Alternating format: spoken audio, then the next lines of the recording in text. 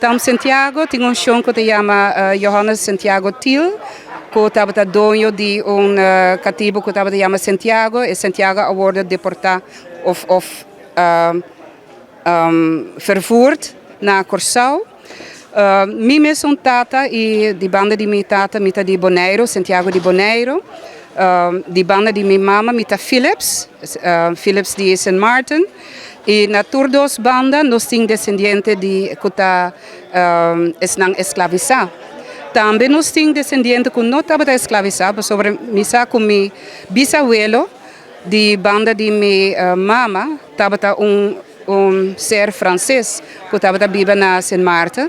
Pero com minha bisabuela não tem mais de casa, sobre o tempo gente branco não pode casa com gente de color.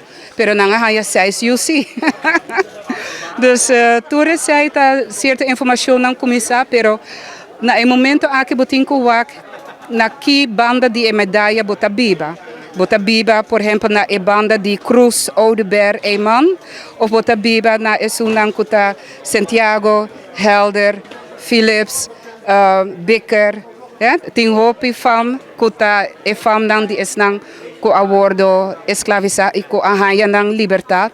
Dus ay nang mitahaya ko no 5 wak kung no sabayega na outro pa sobre turene po bisa ya miting persona kuta bata cativo de nos família, pero si bodo by back 6 geração ta 32 ancestors buting. 7 geração ta 64 ancestors buting. Dus claro, se tem 2.500 gente total vivendo na Aruba, não lo caso com outro, lo tem mix não, pero não lo awak bom para quem com nanta mix, sobre não nota by mix, com isso mais escuro cultura, weet je? Dus dat pensei, me dá já great com essa aqui tá algo com a word nos por papia over DJ, com me nota by tende comentário mais já, botin low self-esteem, tá pensei, botar assim de bom mês discriminar. Não, é discriminação estava algo que a word institua para pôr zorg para a comunidade para seguir na uma maneira depois de 1 de julho de 1863. E agora aqui, door de awareness e conscientização, nos por papel de saque, pero o governo ministério hope mais conscientização para sobre ainda não sabe a diferença entre pessoa que agora escravizada para lei, qual é africano, e pessoa que vai trabalhar para outra gente ou que trabalha para outra gente vai maltratar, pero para lei não estava cativo. Indiana não estava cativo para lei. E awe, dia 1 de julho, nós celebramos a emancipação.